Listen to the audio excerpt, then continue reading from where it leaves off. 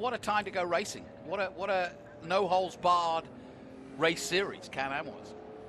I got interested in the Can-Am.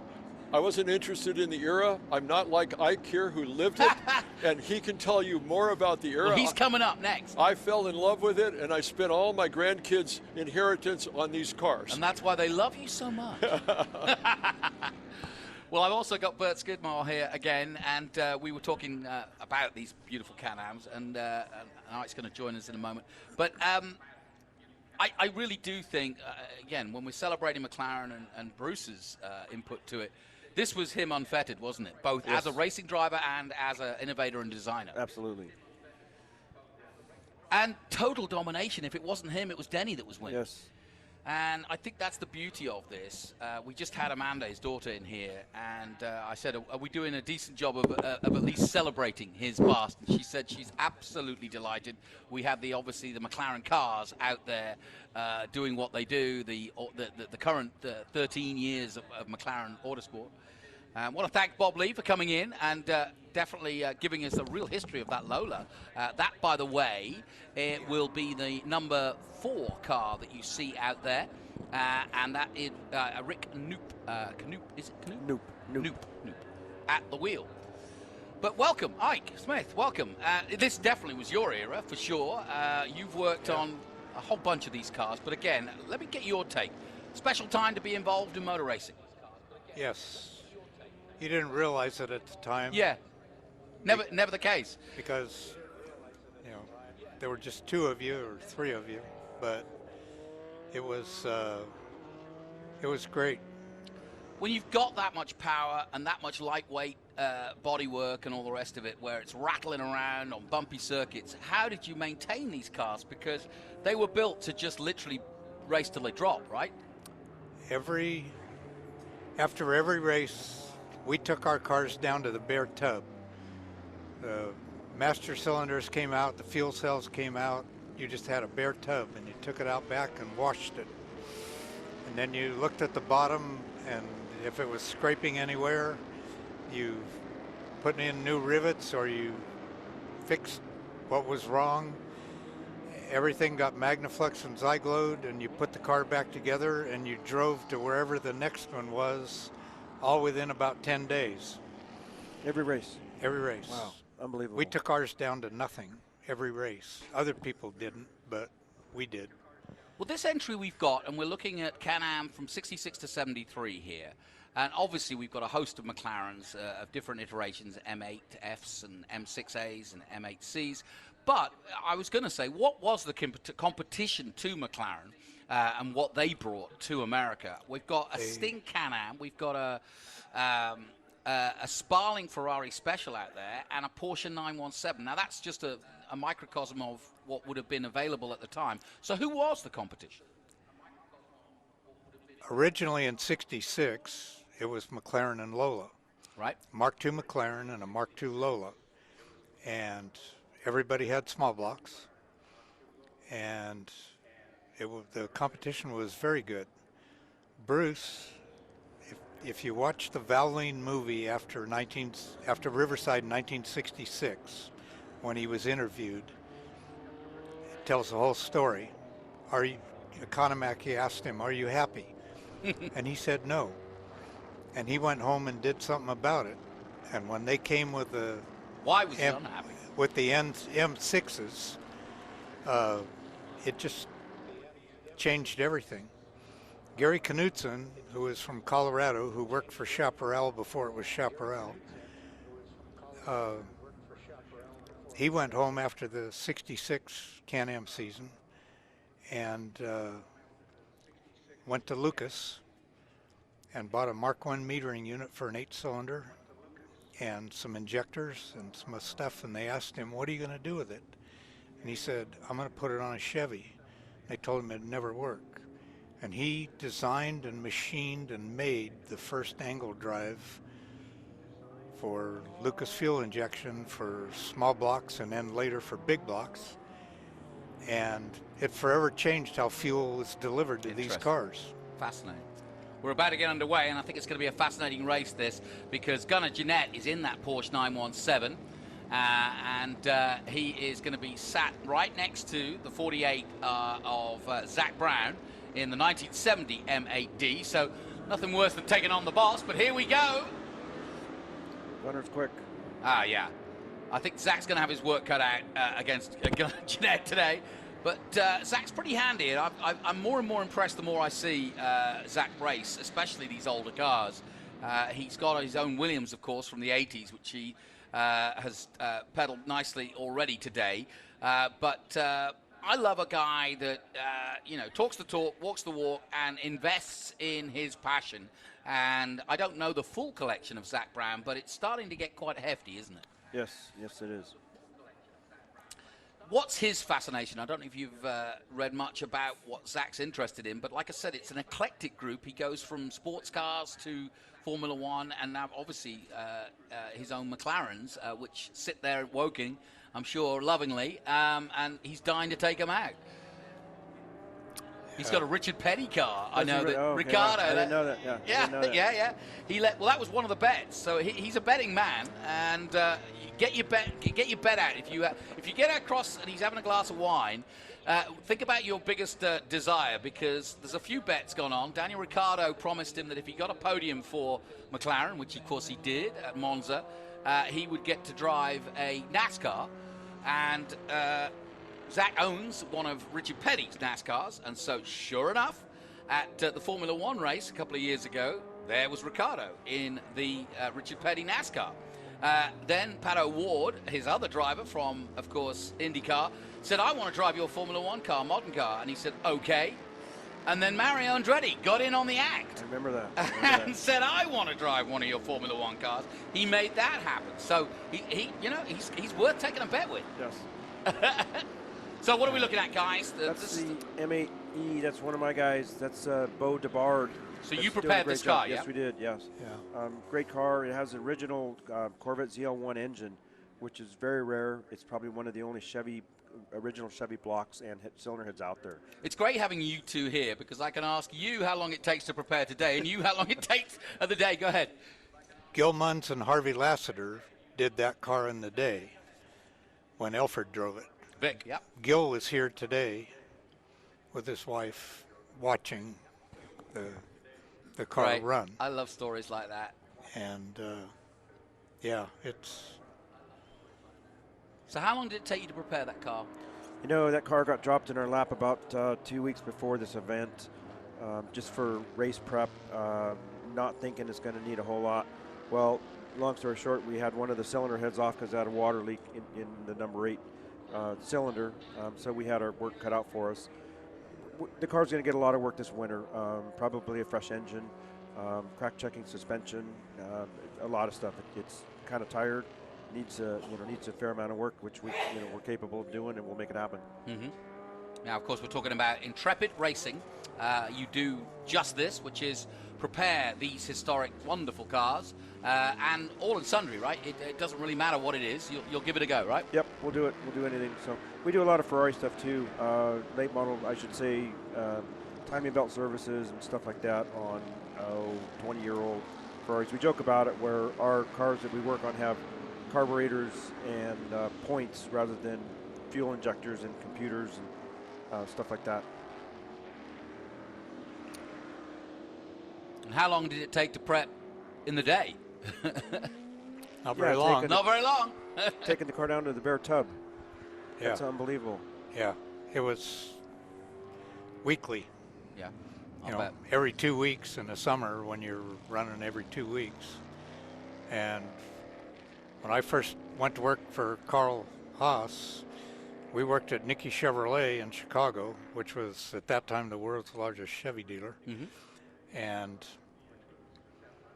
you pull in after a race and the general manager would go, oh, so-and-so's on vacation working his stall, so you go get everything done, and you load up and go to the next event. And do you remember, Ike, when the ZL1 engine came out in Corvettes? What year was that? 69 was when we got the first ones. Well, 68, the end of 68 for the Can-Am. And 3 of the blocks, they made a run of 10. 3 of the blocks went to Penske, 3 went to McLaren, and 3 went to Carl. And the 10th one went to the boat guy that did all the R&D. Wow. Unbelievable. And they very quietly, the boat guy Disappeared. did it all, and Okay, gotcha, yeah. the blocks were painted with heavily magnetic paint, So a magnet would stick at to the it. time. Wow. And, it was all very quietly done. I love it. Those blocks and those engines have to be worth their weight in gold now. For a long time, they had problems with the liners dropping. Yeah. And you Go ahead, guys. check the dump tank every time you ran the car, practice and qualifying and all, to see if you had water in the oil. Amazing. Well, we're watching we're watching Can-Am. Gunnar Jeanette leading by not a country mile. He's got a 1.8 second lead over Zach Brown of McLaren, driving a McLaren, a 1970 M8D.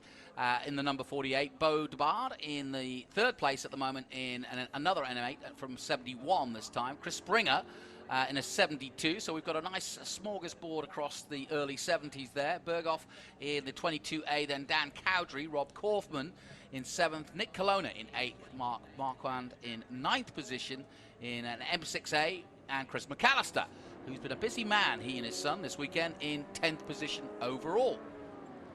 Looks like Gunnar's keeping Brown out of that drag reduction zone. Can't seem to get close to it. Yeah. Sorry, I didn't mean to No, cut you off. I said it looks like Gunnar's keeping Brown out of that drag reduction zone. Yeah. And just can't, Yeah. But Beau Debard's right there. He could use it. He's in 3rd place.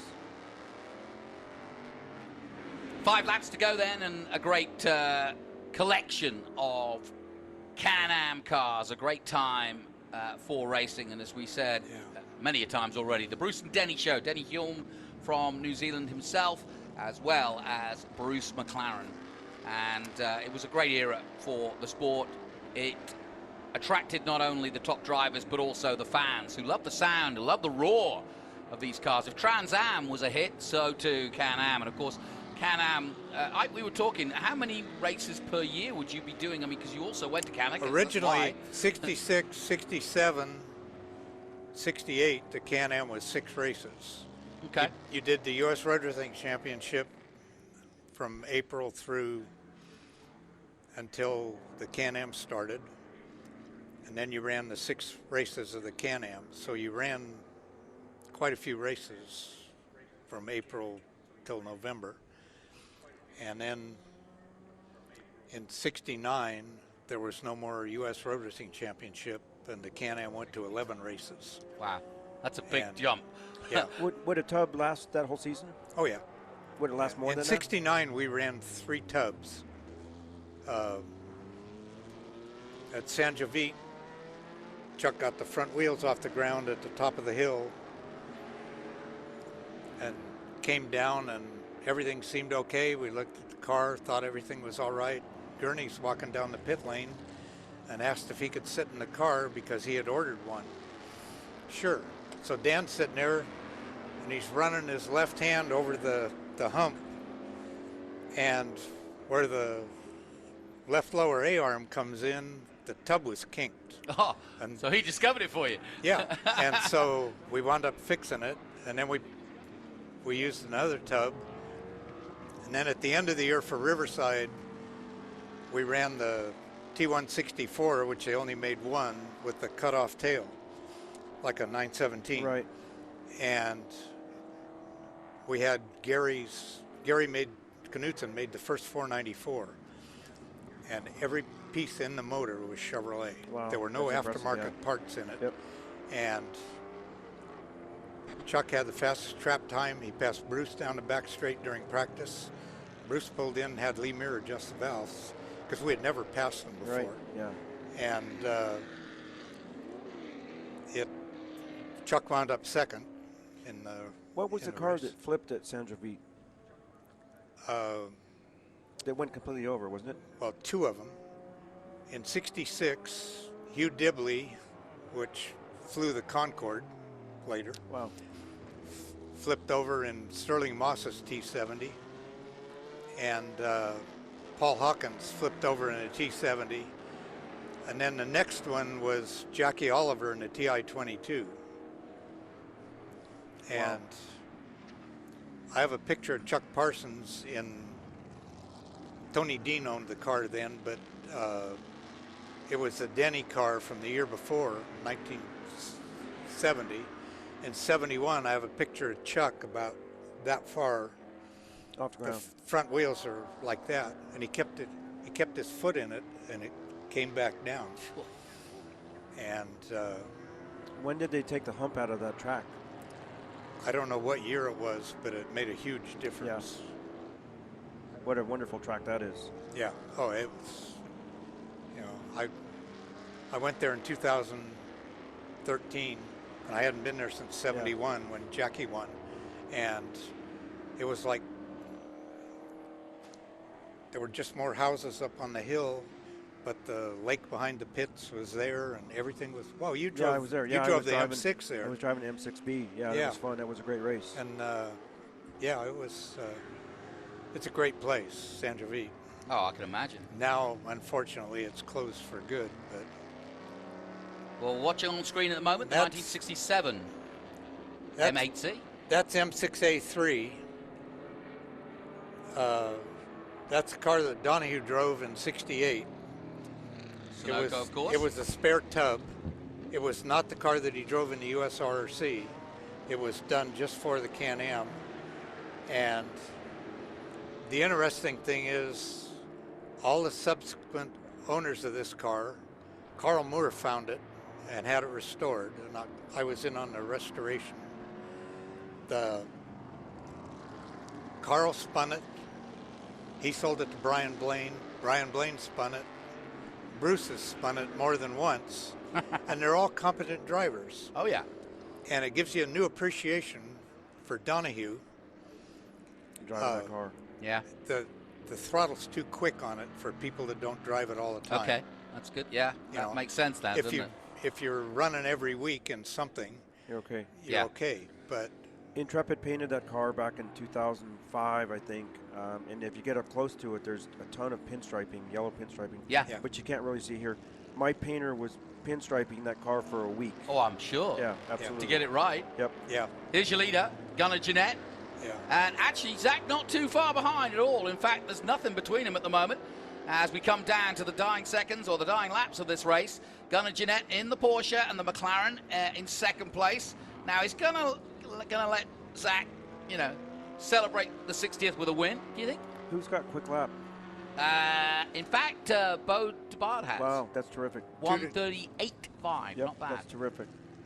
Come on, Yeah. Zach. Pull your finger out. Let's have a win for McLaren, as it was and always should be. Come on, Bo, let's get that McLaren in front of you. Let's go. Out of 11, they come, and we're about to start the last lap here in our Can-Am feature race. And it's been a wonderful weekend to celebrate McLaren's 60th birthday. And we're on to the final lap, and it's two McLarens, Chakers and Porsche, as it was and should be, as it were. But obviously, McLaren dominated Can-Am in the day, but Porsche had their moment. Did they win the first or the last? I think it was the last, wasn't it? Porsche? Yeah. Yeah, they won 73. And that was They ran the People say that 917-30. was the end. That kind of put an end to Can-Am, but it wasn't. That wasn't the reason, was it? Can-Am was already falling apart Right. before Porsche came. And why Okay. was that? Why was that? Promoters, tracks were dropping out, Yeah. and there again, politics. Yeah. And it Porsche didn't kill the Can-Am like people say. Right. Yeah. They, Well, he's got some traffic ahead of him. He's got to be careful here. He's on for the win to hold off the McLarens, but as you can see, Zach is pushing on. And it's going to be nip and tuck as they approach this traffic. Bo DeBard, who's got the fastest lap, is right there waiting to pick up the pieces. We're going down the back straight for the last time. Coming into the hairpin, a little bit of traffic. And Gunnar gets one. as does Zach. Great racing between these two. It's going to be nothing between them. And if Zach can keep that inside line, he may just get the power down. Great finish, Gunnar Jeanette against Zach Brown, the CEO of McLaren here at Velocity. And they come across the line almost nip and tuck, but a great finish. The checkered flag out. Great racing, as always. And again, less than half a second, 0.333. And if I'm not mistaken, pretty much every race we've had today has finished within a second. And I'm talking Trans Am, I'm talking Group 3, and now I'm talking Can-Am. Guys, I did not expect this close racing. And I know you may say, oh, well, they were just playing. No, they're serious. I don't think they were. They're trying hard. Yeah, and I know for a fact that Zach Brown wanted to win here. Yeah. So he could go to Vegas and go, yep. The one, yeah. Absolutely. I'm glad to see that Bo got the quickest lap. That's wonderful for him and the family. That's wonderful. Yeah, wonderful, wonderful weekend for them. Well, listen, Ike Smith, thank you so much. And likewise, Bert Skidmore, great info, both of what the period was like at the time and how to prepare the cars.